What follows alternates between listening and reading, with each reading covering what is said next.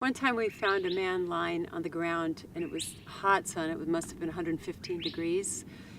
And he was with a friend, thank goodness, because the friend was trying to get us to stop and help him. And the man on the ground, we had to put just a little bit of water on the lips, a little bit of water on the tongue, just to try to get him to be conscious enough to talk with us. So we asked the name, what's your name, how are you, what are you doing, how's it going out here? And he would lift his head up about an inch and fall back. His head would just fall back and hit the ground. And his cheekbones, he was emaciated, and his cheekbones were sharp to the touch. And he was really, really seriously ill. We had to end up carrying him on our shoulders and taking him to a vehicle. At that time, we had an understanding with the Border Patrol where we could take him to the hospital, and we did get him to the hospital. When we took him into the hospital, they rushed him in, started an IV really fast, and he said that he was going to die. And we could barely hear him, but I took a piece of paper and pencil. He said, please call my wife and my daughter, and here's the phone number. And I couldn't hear him, and I just felt sick about it, and so I kept asking him, what? And he said, I'm going to die. And we kept saying, no, you're not going to die. You're fine. You're going to be fine. Just give us that number. And, you know, we would have to have called his family. But eventually, he survived enough to get out of the hospital. One day we were on a Samaritan patrol, and we saw a man sitting on the side of the road.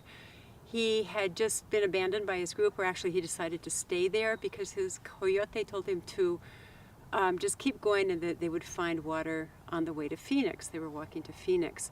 However, this man knew there would be no water because he had already worked in California and he knew the area.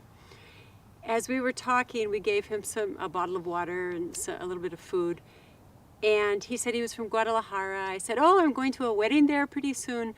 You know, maybe I'll call you when I get there. He said, oh yeah, please do, call me, and we'll talk when you get there. So he gave me his phone number.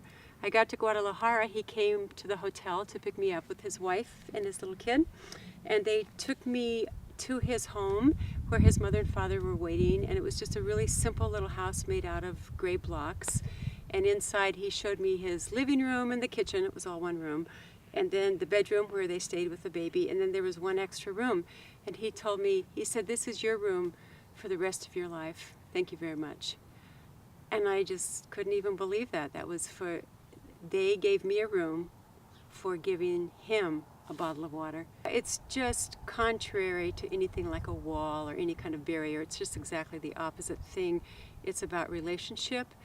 And that's what this country is with the country next to them, with Canadians, with Mexicans. It's all about relationship. And so I guess that's just indicative of really crossing borders, is you just make these connections in one way or another, and it's the antithesis of a wall.